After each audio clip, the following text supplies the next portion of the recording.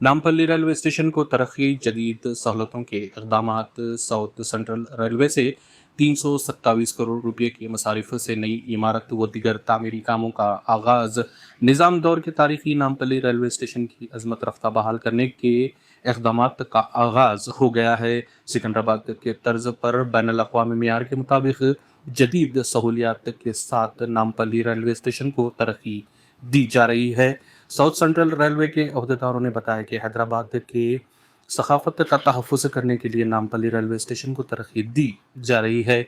Amrit Bharat scheme के तहत railway station की अजमत रफ्ता को बहाल करने के लिए 327 करोड़ रुपये अखराजात तखमीना के साथ कामों का आगाज़ किया गया है।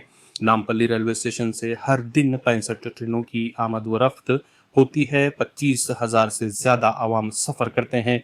नामपल्ली रेलवे स्टेशन में जदीद सहूलतों की फराहमी के लिए मास्टर प्लान डिज़ाइन किया गया है, जिसके मुताबिक तरक्की व तामीरी कामों का आगाज़ कर दिया गया है।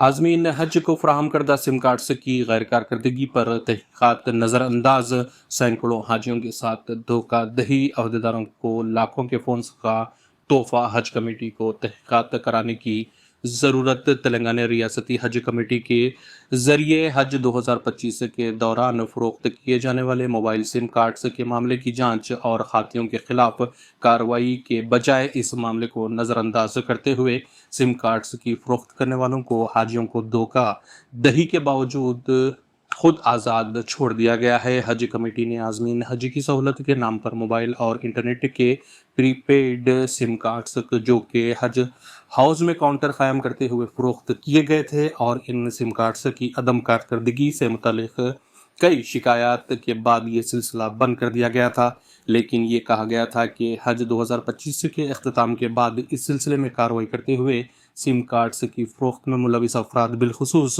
अमले के खिलाफ कार्रवाई की जाएगी और आज़मीन को इनकी जानिब से अदा की गई सिम कार्ड्स की कीमत वापस अदा करने के इक़दामात किए जाएंगे। लेकिन अब जबकि हज 2026 के उमूर शुरू किए जा चुके हैं, लेकिन इसके बावजूद सिम कार्ड्स की फ़रोख्त के मामले में की जाने वाली धांधलियों पर मुकम्मल खामोशी इख्तियार की जा रही है।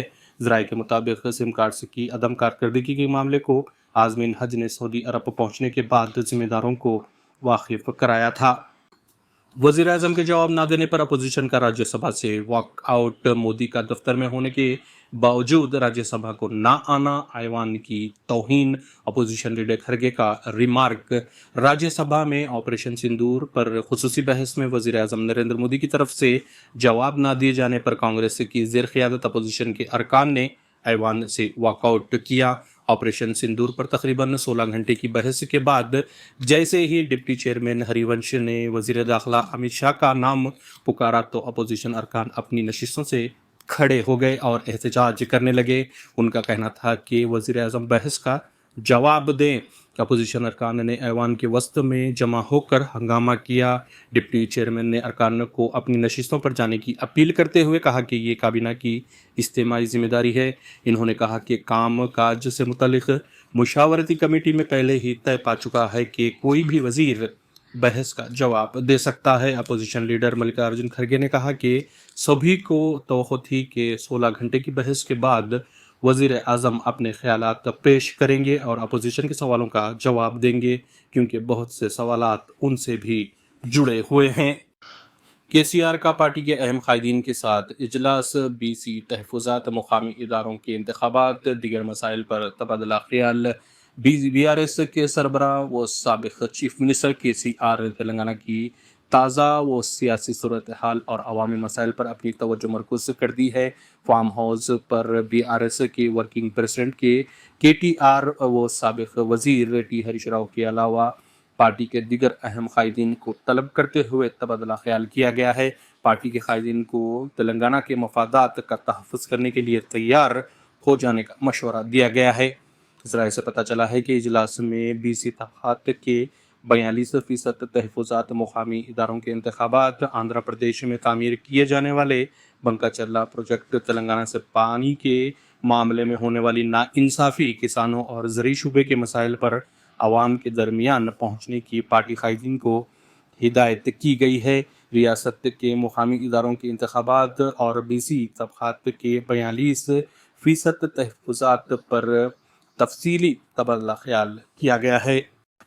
فرانس کا کہنا ہے کہ اسرائیلی آباد کار دہشت گردانہ کارروائیوں میں ملوث ہیں۔ فرانس نے مقبوضہ مغربی کنارے میں فلسطینیوں پر اسرائیلی آباد کاروں کے بڑھتے ہوئے حملوں کی مذمت کرتے ہوئے کہا ہے کہ آباد کاروں کے یہ مسلسل پرتشدد حملے دہشت گردی ہیں۔ فرانس کی طرف سے یہ واضح بیان اس وقت سامنے آئے ہیں جب مغربی کنارے میں یہودی آباد کاروں نے ایک ایسے فلسطینی کو شہید کر کے قتل کر دیا جس نے مغربی کنارے پر اسی تشدد کے بارے میں ایک ڈاکومنٹری فلم تیار کرنے میں حصہ لیا تھا، اور اس ڈاکومنٹری فلم کو بین الاقوامی سطح پر بعد ازاں آسکر ایوارڈ بھی ملا تھا۔ فلسطینی حکام نے بتایا ہے کہ عہدہ محمد حزالین کو یہودی آباد کاروں نے پیر کے روز جان سے مار دیا۔ وہ ایک ٹیچر تھے۔